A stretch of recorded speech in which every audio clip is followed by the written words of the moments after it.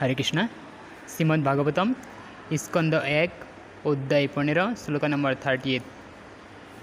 शरत्पुत्रं विनयी नमात्मनः सुषमं गुणा तयोनिवापतिं भूमेन बेशी मंचद गजाहये।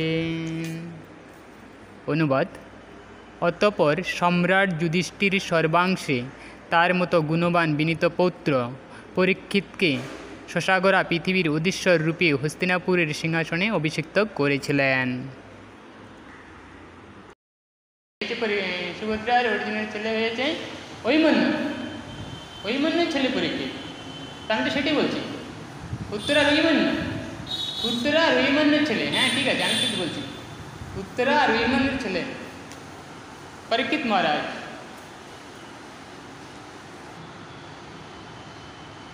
তো এই পরীক্ষিত মহারাজ তার জন্য এখানে সম্রাট যুধিষ্ঠির এখানে পুত্র বলেছেন। বুঝতে পেরেছেন না? আমার पुत्रेर पुत्र, समझ में आया?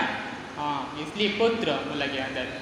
परीक्षित के शशागरा पृथिवीर অধীশ্বর রূপে হস্তিনাপুরের শশাগরা। আমি কালকে পরশুদিন বলেছিলাম যে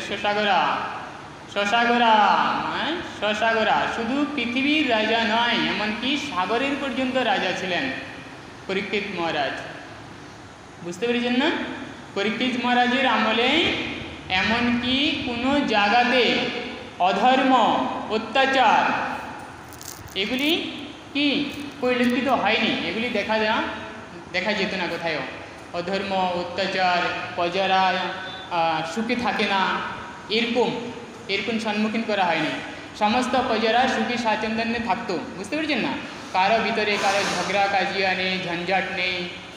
একেবারে সেই রাজ্যটি সুন্দরভাবে সুসজ্জিতভাবে রাজ্যটি পরিচালিত হয়েছে পরীক্ষিত মহারাজের আমলে। তা কেন হয়েছে? তো নিশ্চয়ই উনি গুণীবান ছিলেন। হ্যাঁ, গুণী ছিলেন উনি, তাই না? নিশ্চয়ই উনি গুণী ছিলেন। পরীক্ষিত মহারাজ যুধিষ্ঠির মহারাজ নিশ্চয়ই গুণী ছিলেন, তাই না? যুধিষ্ঠির মহারাজ রাজ্য পরিচালনা করার জন্য ওনার গুণ ছিল। উনি অত্যাধিক সৎ ছিলেন, সৎ। বুঝতে পেরেছেন না? অনেস্ট। পরীক্ষিত যুধিষ্ঠির মহারাজ লাইফে কখনো একবার মিথ্যা কথা বলেননি। তারপরে একবার মিথ্যা কথা বলার কৃষ্ণ উস্কিয়ে দিয়েছিলেন, কিন্তু তারপরেও ওখানে সত্য বলা হয়েছে যে যুধিষ্ঠির মহারাজের রথের চাক্কা কখনো মাটিতে লাগেনি, এরকম বলা হয়েছে। বুঝতে পেরেছেন না? রথের চাক্কা মাটিতে লাগেনি। যখনই বলছে যে অশ্বত্থামা हत लेकिन हाथी बोलते ही भगवान श्री कृष्ण ने क्या किया? शंख बाजा दिया। और शंख जो बाजा दिया वो हाथी वो सुना नहीं। कौन सुना नहीं? द्रोणाचार्य सुना नहीं, पता ना? तो एक्सैक्ट में ये सच झूठ नहीं है, सच बोला था वो। जय अश्वत्थामा खत्म हो गया, मर गया, लेकिन हाथी छोटा करके बोला, क्योंकि कृष्ण ने कहा था ना मत बोलो, तो इसलिए हाथी छोटा करके बोला था। अश्वत्थामा हत कुंजरवा मीन्स हाथी, वैसे पता है ना? तो हाथी छोटा करके बोला, फिर भी सुन सकता था। तो उधर से क्या हुआ? कृष्ण ने शंख बजा दिया, तो इसलिए नहीं सुना। तो लाइफे जिनी एक बार मिथ्या कथा बोलेनনি। আমরা কাকে দেখি এরকম পার্সোনালিটিকে? পরীক্ষিত মহারাজ, এই যুধিষ্ঠির মহারাজ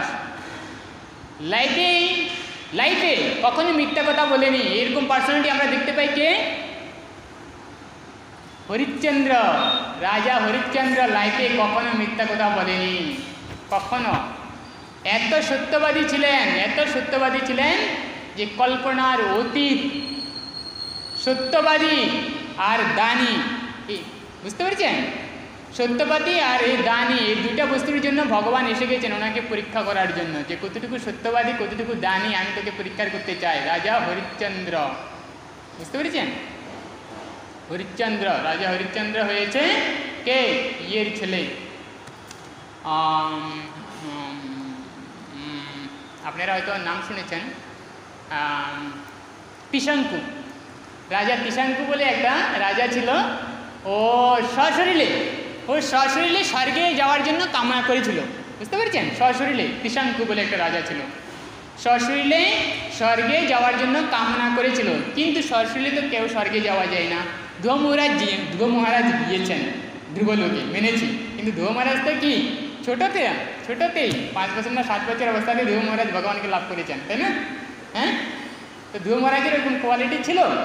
তারপরে 36,000 রাজত্ব করেছেন, 36,000 বছর রাজত্ব করেছেন। তারপরে অন্তিমে কলির মাথাতে পা রেখে ধ্রুব মহারাজ চলে গেছেন। কোথায়? ধ্রুবলোকে। তো ধ্রুব মহারাজের কোয়ালিটি ছিল। তো তোমার তো কোয়ালিটি থাকতে হবে না, তোমার গুণ থাকতে হবে।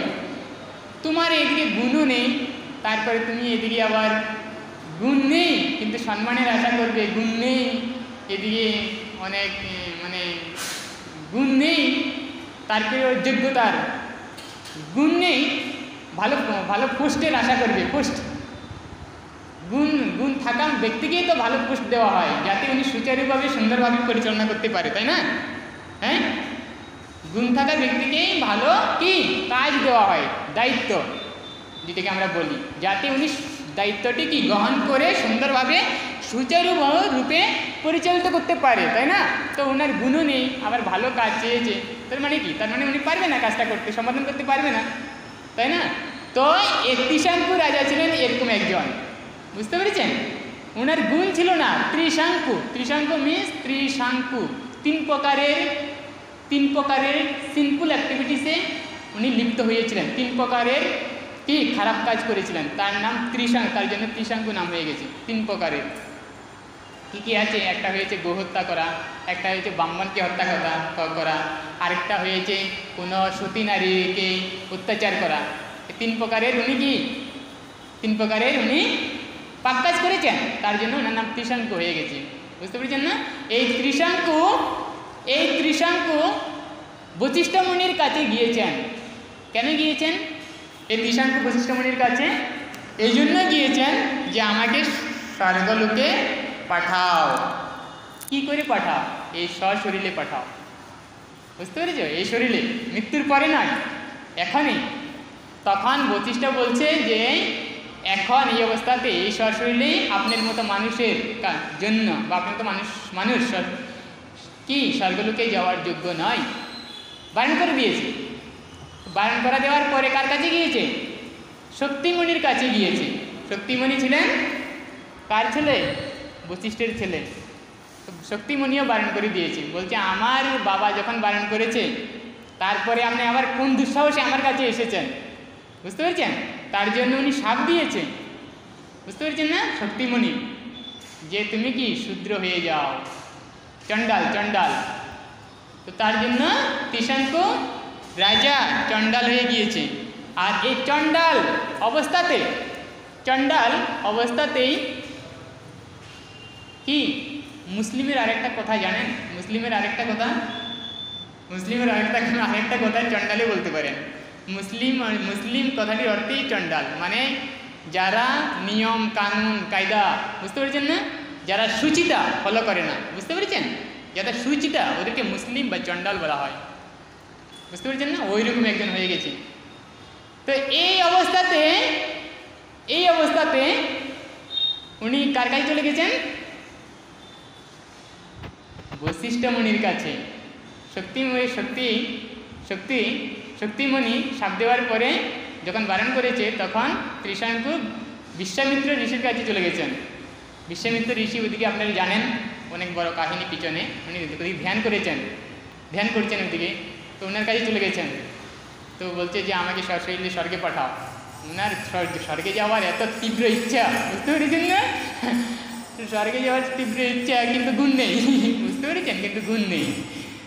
তো যদি বিশ্বামিত্র বলছে ঠিক আছে আমি তোকে পাঠাবো। বিশ্বামিত্র বুঝতে পেরেছেন কিছু আনকমন কাজ করতেন, আর একটু রাগ ছিলেন। ওনার সাথে আর বশিষ্ঠ মুনির সাথে ফিকশন ছিল। বিশ্বামিত্র মুনি আর বশিষ্ঠ মুনি দুজনের সাথে কৃষ্ণ ছিল একটা কাউ নিয়ে, কাউ গরু, বুঝতে পেরেছেন না? নন্দী, নন্দী ছিল কামধেনুর ডটার, বুঝতে পেরেছেন না? এই নন্দীকে দিয়েছে ইন্দ্র, স্বর্গের ইন্দ্র। ওই যে কামধেনু, কামধেনু কখন উঠেছে? ওই যে যখন সমুদ্র মন্থন হয়েছিল, সমুদ্র মন্থনের সময় কামধেনু, তখন এটা সে ইন্দ্র রেখেছে। তো ইন্দ্র এই কামধেনুর ডটার একটা বাচ্চা হয়েছে, নাম হয়েছে নন্দী। তো এই নন্দীকে বশিষ্ঠকে দান করেছে কে? ইন্দ্র, বুঝতে পেরেছেন? তো এই নন্দী, তো তার জন্য বলছে যে সরে গোলক বৃন্দাবন, গোলক বৃন্দাবন, গোলক মানে গরুর লোক, গোমাতার লোক, লোক মানে বাসস্থান, জায়গা, বুঝতে পেরেছেন না? গো মানে গরু বা হ্যাঁ এরকম বলতে পারি। তো গোমাতার বাসস্থান যেখানে, যেখানে বৃন্দার বাসস্থান, যেখানে, যেটা মানে বৃন্দা আর কি গোমাতার জায়গা বা বাসস্থান, ওটাকে গোলক বলা হয়, বুঝতে পেরেছেন? তো সেখানে কৃষ্ণ থাকে, এই গোমাতা আর বৃন্দা দেবীর মাঝে কৃষ্ণ থাকেন। তো তার জন্য গোমাতাকে কি, গোমাতাকে আমাদের শাস্ত্রে অনেক কি ইম্পর্টেন্ট দেওয়া হয়েছে। তাই শাস্ত্রে এটা বলা হয়েছে গোমাতার গায়ে নাকি কি 33 কোটি দেবতা আমাদের হিন্দু ধর্মে বলা হয়েছে আছেন, বুঝতে পেরেছেন না? আমরা যে সুষম খাদ্য বলি, সুষম খাদ্য, সুষম খাদ্য জানেন কাকে বলে? 5 প্রকারের খায়ের 5 প্রকারের বস্তু দিয়ে সুষম খাদ্য হয়, যেমন ফ্যাট, প্রোটিন, মিনারেল, ক্যালসিয়াম, বুঝতে পেরেছেন না? এই প্রকারের 5 প্রকারের খাদ্য দ্বারা সুষম খাদ্য তৈরি করা হয়। তো এই দুধের ভিতরে সম্পূর্ণভাবে এই সুষম খাদ্যটা থাকে বা ক্যালসিয়ামটা ভরপুর পরিমাণে থাকে, বুঝতে পেরেছেন না? তো তার জন্য আমরা গোমাতার দুধ পান করি, তো ওই হিসাবে আমাদের দুধ পান করি না, তার জন্য আমাদের মা, তো তার জন্য শাস্ত্রে গোমাতাকে মাতা বলা হয়েছে। তো যাই না হোক, এই নন্দী বশিষ্ঠের কাছে ছিল। আর ওইদিকে বিশ্বামিত্র মুনি রাজা ছিলেন আগে, বিশ্বামিত্র হওয়ার আগে, বুঝতে পেরেছেন? কৌশিক রাজা, বুঝতে পেরেছেন না?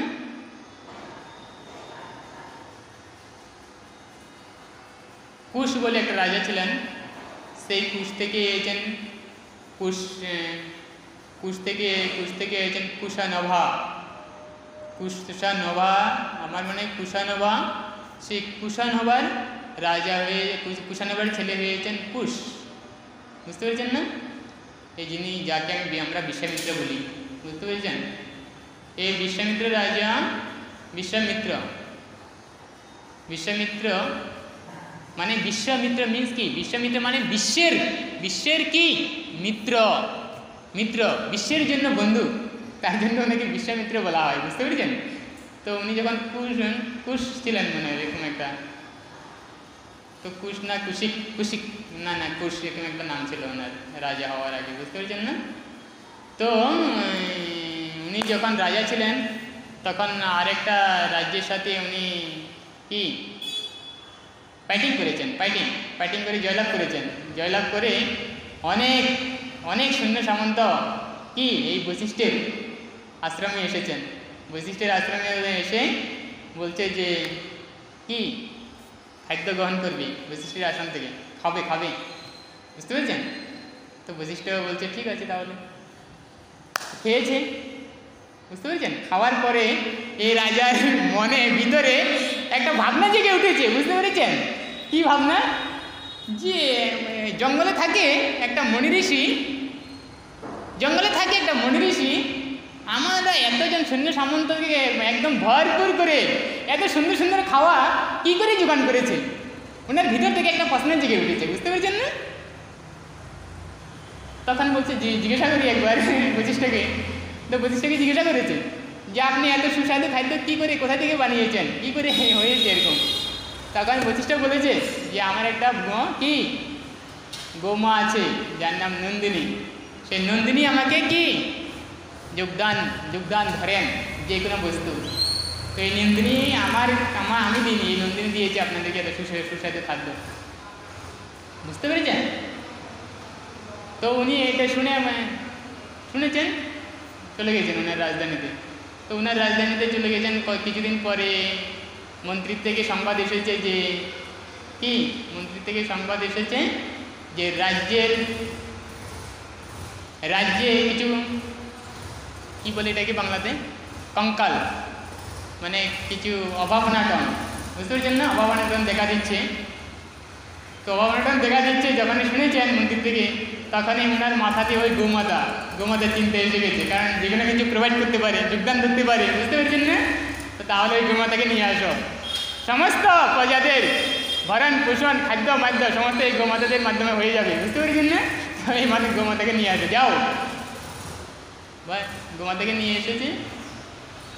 এসেছে মানে ধরে না, যখন আনতে গিয়েছে তখন বশিষ্ঠের সাথে ফাইটিং হয়েছে, বশিষ্ঠের সাথে ফাইটিং হয়েছে, তখন থেকে বশিষ্ঠের সাথে কি, বশিষ্ঠের সাথে বিবাদ বা মনোমালিন্য এই বিশ্বামিত্রের রাজার।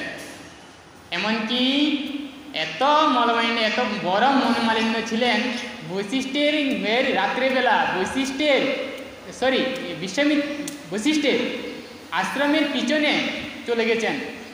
কেন? রাত্রের বেলা না বশিষ্ঠকে ড্যাগার মেরে হত্যা করবে, বুঝতে পেরেছেন, চাবুক মেরে হত্যা করবে কে? বিশ্বামিত্র। যখন উনি ধ্যান করেন এই সময়ে, বুঝতে পেরেছেন, কারণ হেরে গিয়েছে না, উনি যখন হেরে গিয়েছে তখন ওনার মনে একটা ভাবনা এসে গেছে যে আমি আমার ক্ষত্রিয় বলে আমি একে পরাজয় করতে পারবো না। ও ব্রাহ্মণ যে তেজ, ব্রহ্মতেজ, ওই ব্রহ্মতেজ হলে তারপরে আমি ওকে পরাজয় করতে পারি। তার জন্য উনি ধ্যান আরম্ভ করেছেন, বুঝতে পেরেছেন, ধ্যানে থাকাকালীন তারপরে ওনার রাগ যায়নি শরীর থেকে, বুঝতে পেরেছেন, তারপরে ওনার রাগ যায়নি শরীর থেকে, বুঝতে পেরেছেন। এই অবস্থাতেই উনি বশিষ্ঠের কাছে চলে গেছেন বশিষ্ঠকে মারার জন্য। তখন দেখেন ভগবানের এরকম একটা চক্রান্ত, ওই সময়ে রাত্রির বেলা, ভোর রাত্রে, বুঝে তো ঘুমাননি, হ্যাঁ, বশিষ্ঠের স্ত্রীর নাম হয়েছে কে? স্ত্রীর নাম কি? বশিষ্ঠের স্ত্রীর নাম হয়েছে অরুন্ধতী, বুঝতে পেরেছেন না, অরুন্ধতী হয়েছে কর্দম আর কলা মেয়ে। তো এই অরুন্ধতী বশিষ্ঠকে বলতে লাগছে যে হে প্রিয়ে, এখন বর্তমানে মানে কে গ্রেট পার্সন বা মানে ধর্ম করে না, ধর্মতে অ্যাডভান্স, ভগবানের ভক্তিতে অনেক অ্যাডভান্স বা একদম সুতোভূতভাবে জড়িত। তখন প্রশ্ন করেছিল, তখন বলছে যে বিশ্বামিত্র। কে বলছে? বশিষ্ঠ বলছে। কে জিজ্ঞাসা করেছিল? অরুন্ধতী জিজ্ঞাসা করেছিল। আর এই কথাটি উনি যে ওই ঘরের পিছনে লুকিয়ে আছেন, বিশ্বামিত্র লুকিয়ে আছেন না, বশিষ্ঠকে মারতে এসেছেন, ঘরের পিছনে লুকিয়ে আছেন, এই কথাটি বিশ্বামিত্র শুনে গেছেন। তখন বিশ্বামিত্রের মনে এরকম একটা ভাবনা এসে গেছে, আরে আমি ওকে মারতে এসেছি আর ও আমার সুনাম করছে যে আমি নাকি, বুঝতে পেরেছেন না, ধর্ম করাতে এক্সপার্ট, হ্যাঁ, আমি ওকে মারতে এসেছি, ও আমার সুনাম করছে, বদনাম না সুনাম। তো এই যে এটা শুনে ওনার যে মারার যে ছিল ভাবনা, ওই মারার ভাবনাটা, বশিষ্ঠকে যে মারার ভাবনা ছিল, ওই মারার ভাবনাটা মন থেকে চলে গেছে, বুঝতে পেরেছেন, মারার ভাবনাটা মন থেকে চলে গেছে। তো আর মারেনি। তো একসময় জানেন যা হয়েছে, একসময় বিশ্বামিত্র আইয়ে দিয়েছেন। একসময় উনি বিশ্বামিত্রকে কিছু আমাদের না, যখন ঋষির কিছু ভাগ থাকে, যখন প্রথমে ঋষি, তারপরে রাজ ঋষি, তারপরে মহাঋষি, বুঝতে পেরেছেন, তারপরে ব্রহ্ম ঋষি। তো এই ব্রহ্ম ঋষি উপাধি বিশ্বামিত্র দিয়েছিলেন, বুঝতে পেরেছেন। যখন চাবুকটা বিশ্বামিত্রের কাছে অর্পণ করেছেন, চাবুকটা বশিষ্ঠমুনির কাছে অর্পণ করেছেন বিশ্বামিত্র, যে আমি তোমাকে মারতে এসেছি, তুমি আমার সুনাম করেছো, তো আজ থেকে আমি তোমার সাথে আর মনোমালিন্য বিবাদ কি রাখবো না। তখন বিবাহ ওনাকে ব্রহ্ম ঋষি বলে ইয়ে করেছেন, তো যাই না হোক, আমি যেটা বলতেছিলাম, এই ত্রিশঙ্কুকে বশিষ্ঠ বিশ্বামিত্র স্বর্গে পাঠানোর চেষ্টা করেছিলেন, ত্রিশঙ্কুকে, বুঝতে পেরেছেন, কিন্তু পাঠিয়েছেন, কিন্তু ইন্দ্র কি করেছেন, ধাক্কা মেরে স্বর্গ থেকে ধাক্কা মেরেছেন। ধাক্কা যখন মেরেছেন তখন ওখানে চিল্লাচ্ছেন, হে বিশ্বামিত্র আমাকে রক্ষা করো। তখন বিশ্বামিত্রের বলে ত্রিশাঙ্কুকে উপরে রেখে দিয়েছি। ওখানে একটা স্বর্গলোক স্থাপন করেছে শুধু ত্রিশাঙ্কুর জন্য, জানেন বিশ্বামিত্র। পরে বৃহস্পতি এসে ওটাকে কনস্টেলেশন আছে না, হ্যাঁ নবগ্রহ নাকি কনস্টেলেশন হিসাবে ওকে ওই স্বর্গলোকটা কনস্টেলেশন হিসাবে পরিণত করেছেন। কারণ দুটো স্বর্গলোক হলে অ্যাম্বুলেন্স হয়ে যাবে না তার জন্য দুটো স্বর্গলোক হলে অ্যাম্বুলেন্স হয়ে যাবে জগৎ, তার জন্য। তো যাই না, ওর এই ইয়ের ছেলে, এই ত্রিশাঙ্কুর ছেলে ছিলেন কে, হরিশ্চন্দ্র, যিনি ছিলেন একেবারে সত্যবাদী, বুঝতে পারছেন না। অন্তিমে উনি কাশি চলে গিয়েছেন। কাশিতে গিয়ে ওনার লাস্টে আপনারা জানেন একটা কাহিনী আছে, আমি ওটা বলতে যাবো না। ওখানে কাশিতে গিয়ে ওনার জীবনটা কি সার্থক হয়ে গেছে, ভগবানের কাছে চলে গেছে। তো কি বলিতেছিলাম যে পরীক্ষিতকে শশাগরা পৃথিবীর অধীশ্বর রূপে হস্তিনাপুরের সিংহাসনে অভিষিক্ত করেছিলেন। হ্যাঁ, অভিষিক্ত করেছিলেন কারণ বংশে এমন কেউ আর ছিল না, বুঝতে পেরেছেন না, যার এরকম কোয়ালিটি আছে যে রাজ্যটা পরিচালনা করতে পারবে। তো পরীক্ষিত ছাড়া, বুঝতে পেরেছেন না। তো এই পরীক্ষিতের সমস্ত ভগবানের কোয়ালিটি ছিল, আমি যেটা কোয়ালিটির জন্য এত বড় কাহিনীটা বললাম, গুণ ভালো কোয়ালিটি ছিল বলে এই পরীক্ষিতকে রাজা বানিয়েছেন, বুঝতে পেরেছেন। আর রাজা বানিয়ে কি করেছেন, যুধিষ্ঠির মহারাজ কি করেছেন না, গ্রেট জার্নি, বুঝতে পেরেছেন না, গ্রেট জার্নি, মহাপ্রস্থান যেটাকে বলে, মহাপ্রস্থান। হস্তিনাপুর থেকে ডাইরেক্ট হিমালয়ের দিকে মহাপ্রস্থান, ওই মহাপ্রস্থান যাচ্ছেন, এটাকে ব্রত বলে। মহাপ্রস্থানে যাচ্ছেন মানে এটা একটা ব্রত, জানেন না কোথায় যাবেন, কিন্তু ব্রত করেছেন যে শুধু হাঁটবেন, বুঝতে পেরেছেন, শুধু হাঁটবেন। তো আপনারা জানেন যে কয়দিন হাঁটা যায় না খেয়ে না দিয়ে একদিন দুদিন দিনে কয়েকটা মানুষ না খেয়ে না দিয়ে কদিন থাকতে পারে, তাই না। হ্যাঁ, তো এরকম হয়েছে যে না খেয়ে না দিয়ে হাঁটছে, বুঝতে পেরেছেন। ভুক পেটে যখন কিছু নাই না, তখন কি একদিন আপনি মারা যাবেন না, কি শরীরটা অত্যাধিক দুর্বল হয়ে যাবে, অত্যাধিক দুর্বল হয়ে যাবে শরীরটা আপনার, তাই তো, অত্যাধিক দুর্বল হয়ে যাবে। তো ওনারা অত্যাধিক দুর্বল হয়ে গেছে, ক্লান্ত হয়ে গেছে একেবারে, আর হাঁটার আর শক্তি নেই,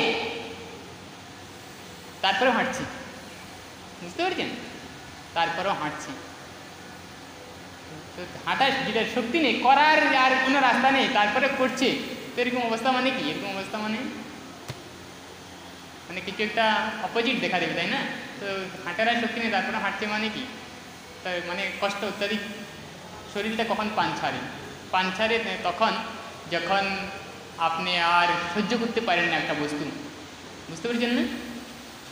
পানটা ছাড়ে তখন যখন আপনি আর সহ্য করতে পারেন না, বুঝতে পেরেছেন, আপনি আর সহ্য করতে পারেন না, অত্যাধিক অসহ্য হয়ে গেছেন, বা আর ইয়ে করতে পারছেন না, শ্বাস প্রশ্বাস টানার মতো নেওয়ার মতো আর শক্তি নেই, তখন ইয়েটা শরীরটা অটোমেটিক্যালি শরীর থেকে চলে যায়। ওদের এরকম হয়ে গেছে, মহাপ্রস্থান করেছেন, চলে গেছেন। আর এদিকে পরীক্ষিতকে রাজা বানিয়ে দিয়েছেন। পরীক্ষিত অনেক দিন রাজত্ব করেছেন, আমরা পরে শ্লোকাতে পাবো, রাজত্ব করেছেন পরীক্ষিত অনেক দিন।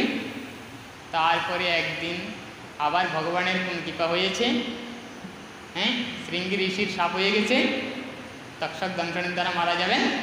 তারপরে আবার একদিন তক্ষক দংশনের দ্বারা কি মরে গেছেন বললে ভুল হয়, এরা মরে না, এরা মরে না, এরা, বুঝতে পেরেছেন, এরা বলা হয়েছে যে সমাধিস্তরে লিপ্ত হয়ে যায়।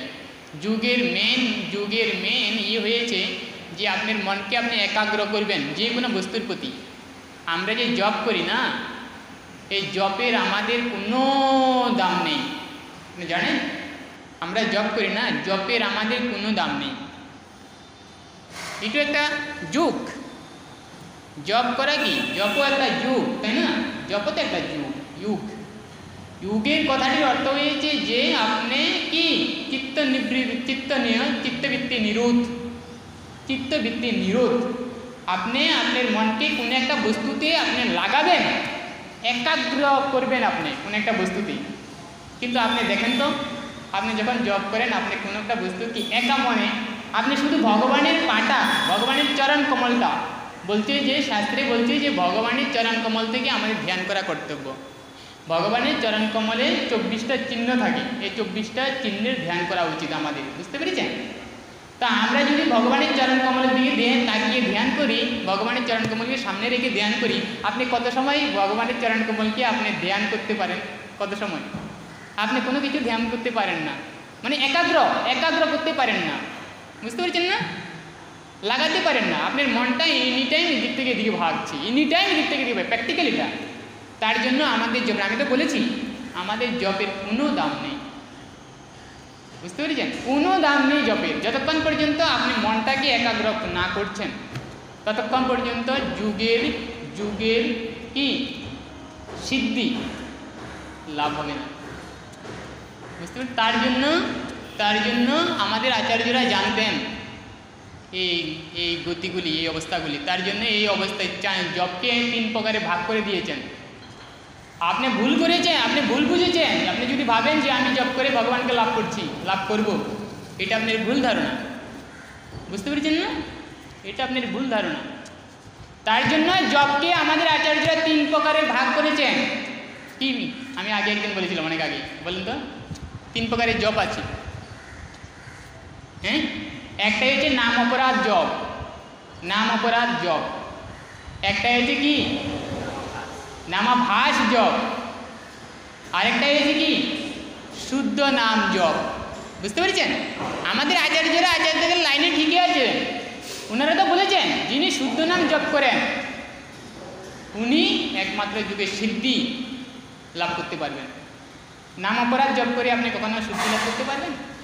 কখনো না। নাম অপরাধ মানে কথাটির অর্থ কি? মানে আরও অপরাধ হয়ে যাচ্ছে, আপনি জপ করছেন ভালোর জন্য কিন্তু আরো অপরাধ হয়ে যাচ্ছে, বুঝতে পারছেন না? তারপরে as far as namabhasa is concerned, namabhasa মানে কি? নামাভাস মানে আপনি জব করছেন, কিছু সময় লাগাচ্ছেন, কিছু সময় লাগাচ্ছেন না, বুঝতে পারছেন না? কিছু সময় লাগাচ্ছেন, কিছু সময় মনটাকে লাগাচ্ছেন না, মানে একটা আভাস 6 প্রকারের প্রমাণ আছে না বেদান্ততে, বুঝতে পারছেন না? তো তার ভিতরে আভাস একটা প্রমাণ। আভাস, তুমি ভগবানকে দেখছো? ভগবানকে দেখছি না, কিন্তু ভগবান আছে বলে একটা আভাস হচ্ছে আমার, বলি না আমরা? হ্যাঁ, ऐसा एक आभास होता है दिल में, मन में, भगवान हो करके एक आभास आता है मन में, हैं? हो सकता है देखा नहीं, लेकिन आभास, তো এটাকে আভাস বলে। তো এইটারও কোনো দাম নেই, বুঝতে পেরেছেন? আভাস, অজামিল নামাভাসে গতিলাভ হয়েছে। তার ছেলেকে অজামিলে ডেকেছেন নামাভাস, ভগবানকে ডাকেননি না? হ্যাঁ, ডেকেছেন ভগবানকে? ভগবানকে ডাকেননি না, ওর ছেলেকে ডেকেছেন, নারায়ণ ওর ছেলের নাম ছিল, বুঝতে পেরেছেন? নামাভাস।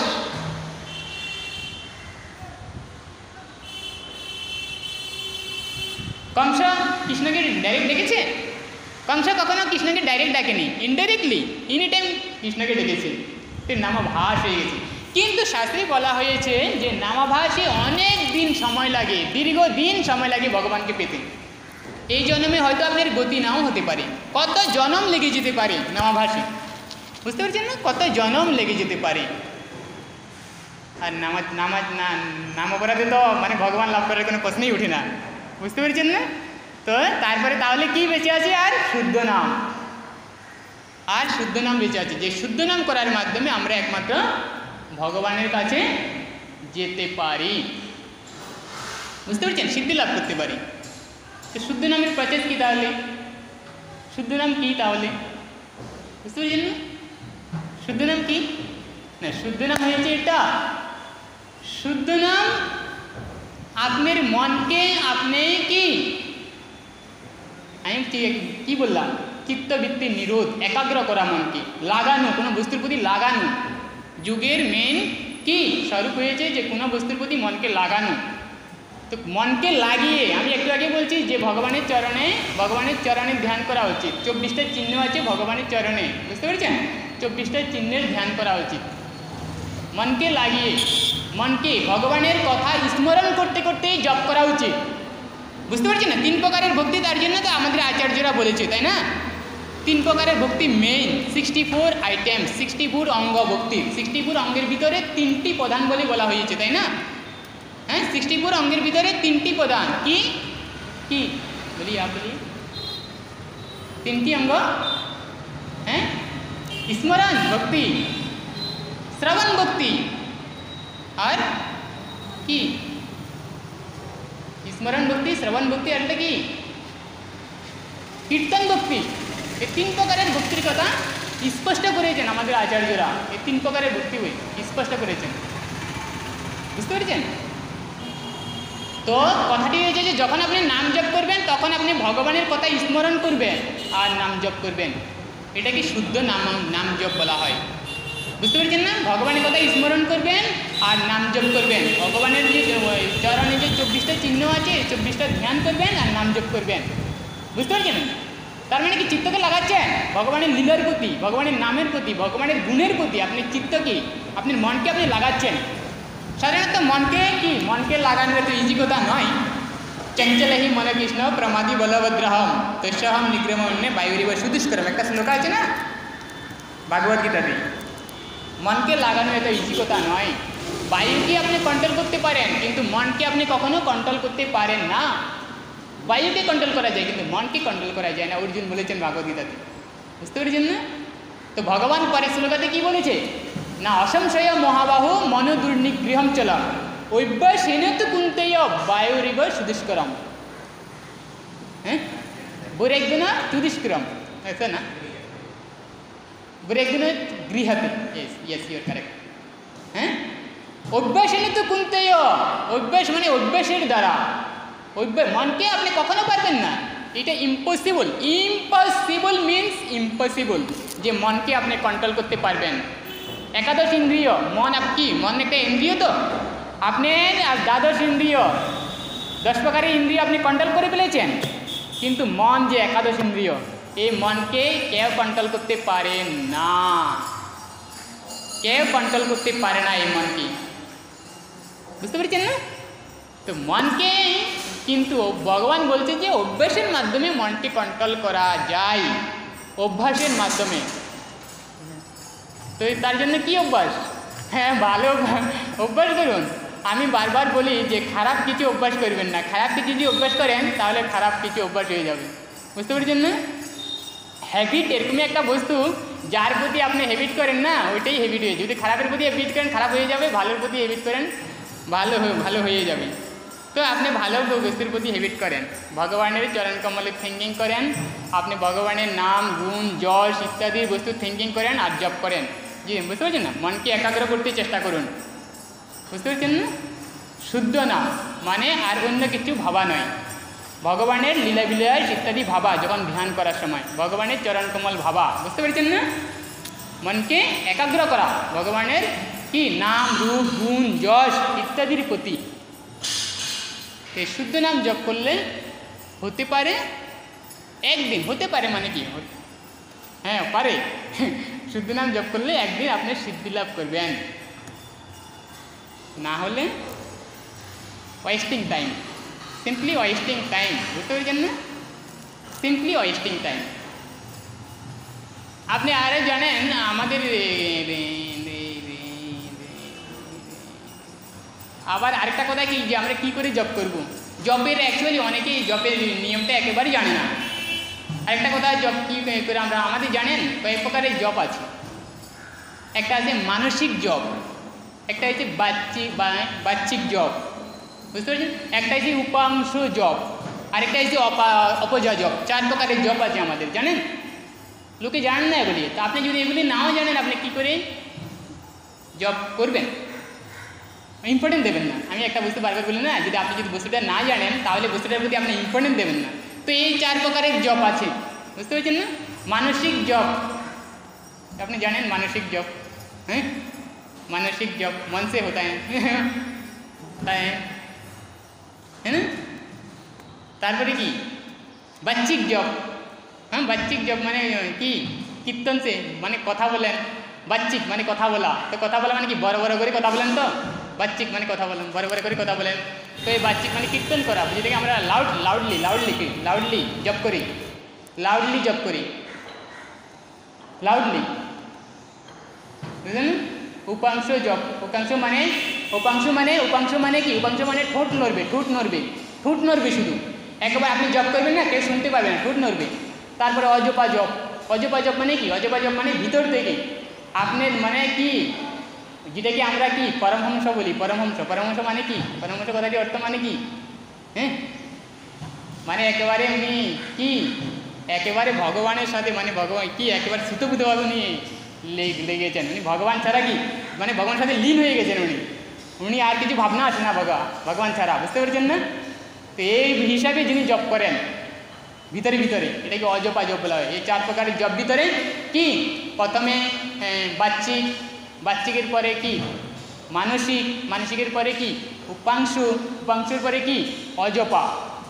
হ্যাঁ তাহলে কোনটা বেস্ট কোনটা না অজপা যেটা এটা বেস্ট। তারপরের বেস্ট না যেটা উপাংশু ঠোঁট নড়বে শুধু ঠোঁট নড়বে আওয়াজ হবে না ঠোঁট নড়বে যেটা এটাকে উপাংশু এটা বেস্ট। তারপরের বেস্ট হ্যাঁ যেটা মানসিক মন থেকে আপনি জয়েন।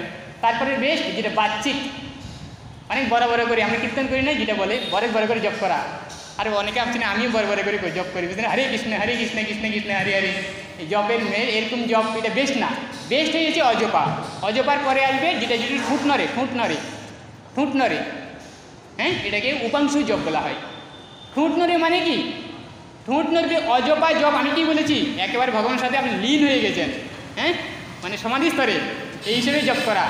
আর ঠোঁট নড়বে মানে কি আমি যদি ঠোঁট না রাখছি মন অন্যদিকে এটা নয় ঠোঁট নড়ে মানে কি আপনি ধ্যানমগ্ন হয়ে জপ করবেন ধ্যানমগ্ন হয়ে আমি বলি না যোগের মেন স্বরূপ হয়েছে চিত্তবৃত্তিকে নিরোধ করা বা লাগানো যে কোনো বস্তুর প্রতি লাগানো।